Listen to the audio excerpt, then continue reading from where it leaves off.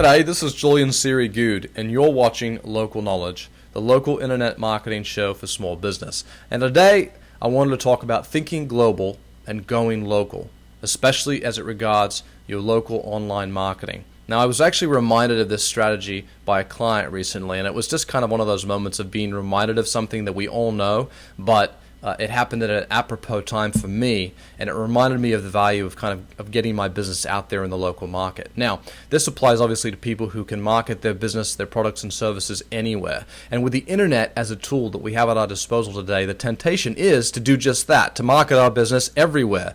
And the way you do that is to do things like search engine optimization, have a website, and start doing things like social media outreach with Facebook and Twitter and YouTube videos and all these other things. Now, if your keywords that you're targeting on the web are long tail enough, meaning specific enough, you can effectively rank well and show up high in Google search results pretty quickly if, again, your search terms are pretty specific. Good luck if you have a general search term. So the reason I was reminded of this by a client recently is they have a business that's all about wine. All right, they sell wine, and they sell wine by the case from boutique wineries, and they can sell their wine anywhere. If you go to their website, you can learn all these great things about the different wines. It's for wine enthusiasts, that's the target market, and then you could have that wine delivered to your door at a substantial savings in terms of what you'd pay from a local retailer. And further, you're probably not going to be paying state sales tax either, so you kind of have a double whammy on savings. And so it's a good value proposition. There's lots of companies already doing this on the internet and have been for a long time.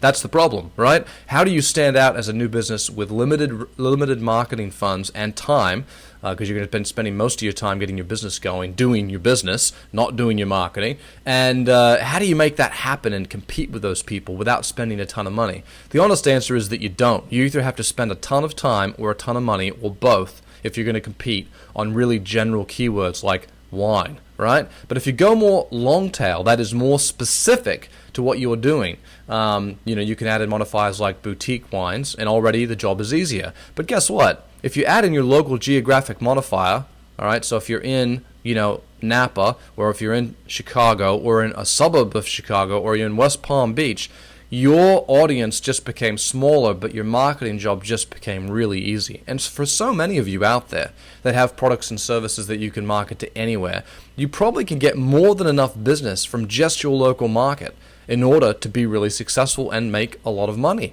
So I was reminded of all this by my client, and I thought to myself, God, I've gone out there thinking global, and I've really tried to market more global in terms of my search engine optimization, and I've had a reasonable amount of success with that. But if I had applied that same effort to start my business a few years back and really just went out there to dominate my local West Palm Beach market, to be honest, I would have more business than I could possibly handle. And from there, I could have started to develop my business and take on additional markets, then start to work in surrounding areas, and eventually my state, and then eventually, the world. Now, I think it is good to have these lofty aspirations, and it is these lofty marketing goals, because it does require us to get creative, and it does make sense to bring that kind of creative thinking to your marketing that you're doing. I don't want to encourage you to be just kind of win because you're better than the average small business in a local market. I want you to think aggressively, but market locally. So that's really the core concept. The amount of time it takes to dominate a local market for key search terms that you have, even if they're broad ones,